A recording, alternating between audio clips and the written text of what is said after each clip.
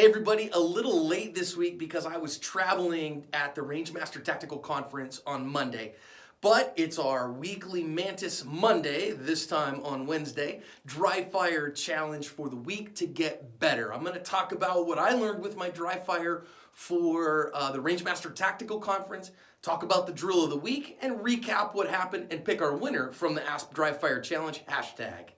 Want to be a better defensive shooter in 2018? Join the ASP Dry Fire Challenge by joining our Facebook group and by subscribing to the Active Self-Protection Extra channel for weekly lessons on getting better with your defensive firearm. So how was your dry fire last week in our dry fire challenge? We were working on primary hand only, gun hand only work this past week. And in the app, if you have the Mantis dry fire trainer and you're using the app to track your progress, we had 48 people that did at least 200 presses of dry fire this last week. And I'm telling you, that is a crazy great number. I had a great talk this week, actually just yesterday, with Cecil Birch. And Cecil and I were talking about how much dry fire is really feasible for most people to do. And when I said we were challenging everybody to 200 snaps every week, he was like, man, that's a great number. I don't know if I do that much. And so, man, I think if you're getting that number in, you are putting yourself in very rarefied air as long as you're working smart. And 48 of us did. Well done. Highest average for the week and highest benchmark of the week, both the same person this week, and that's user Pujitsu, who's my friend Gabe. He's the guy who owns the Armory and makes all the holsters that I use, and he had an incredible week, an average last week over 95 and a benchmark that was over it as well. Man, incredible week, Gabe. Man, making me look bad, making us all look bad, something for us all to strive for.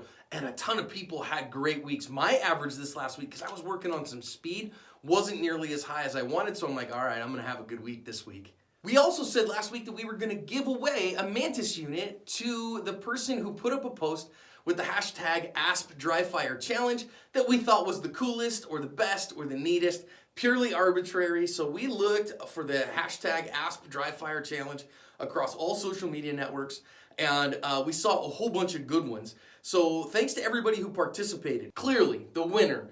I just really thought it was a really cool post by the YouTube channel, the Crusader Arms channel. He put it on his Instagram as well. But the YouTube video is really neat, man. Showing him wearing his suit and tie. And him saying, look, I get a lot of dry fire practice, but I've never been out to the range before in my suit and tie, working from my concealment. So let's do that together. And so his dry fire really showed. He wins the Mantis unit to help him with the dry fire challenge in the weeks ahead. Nicely done, man. I'm going to put a link to it in the description, and I'll probably put a little clip here so you see it too. I wanted to just run a quick drill wearing what I wear on Sunday.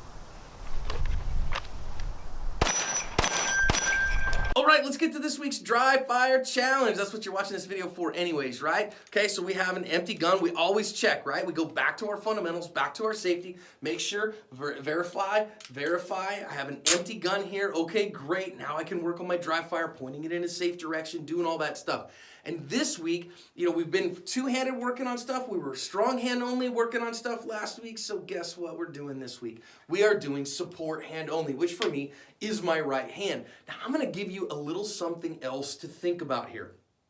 Most people, when they think about support hand only work, they're thinking, okay, so what happened was you drew your firearm, you're in this gunfight, you're rocking and rolling, but your dominant hand got injured, and so you move the gun over to your support hand, and you keep taking out Nazi zombies. I've never seen anybody actually in a CCW gunfight use support hand only to stay in the gunfight. Maybe that's happened in military contexts. I can think of one or two maybe cop gunfights that I've seen on camera, on badge cams or whatever, that they might have used their support hand. Never seen that in a CCW gunfight.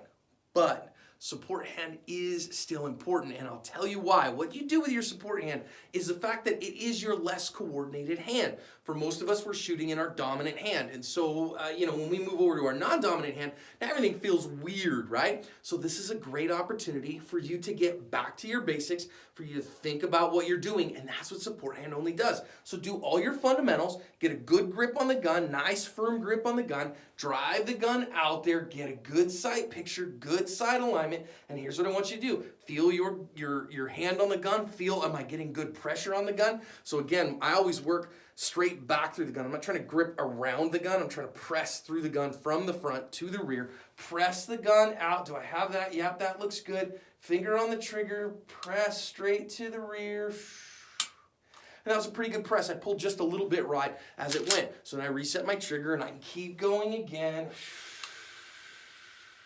Good, that was a pretty good trigger press. Again, though, I noticed I moved that just a little bit to the right. So I'm gonna relax just a little more. That was pretty all right. Let's try one more here, a little less trigger finger. See what that gets me. That was a great press.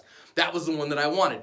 So one of the things I'm noticing, and one of the reasons I love my dot, is it tells me if I'm moving right, left, up, down, when the actual shot breaks. That last one did the right thing. So that's what it really does for you to do support hand only. It lets you notice a couple things. Number one, do you have a significant difference in grip strength between your dominant hand and your support hand? If you do, maybe it's time to get a grip strength trainer. Because really, to shoot two-handed, if I'm going to really drive the gun out and work it like I want to, I really want to have equal hand strength. Most of us don't in our non-dominant hand. So get that grip strength trainer so that you can get up to par a little bit and have your grip tighter and more consistent across both hands, and you see that when you're working support hand only. Next, you're working through all of your mechanics and thinking to yourself, okay, am I doing this right? Is my grip correct on the gun? Am I flag thumb high? Am I feeling good? Do I have what I need there? Yeah, everything's there. Can I press straight to the rear? I could. I didn't reset the trigger though, so it didn't make me do it real well. So there's that. Good press.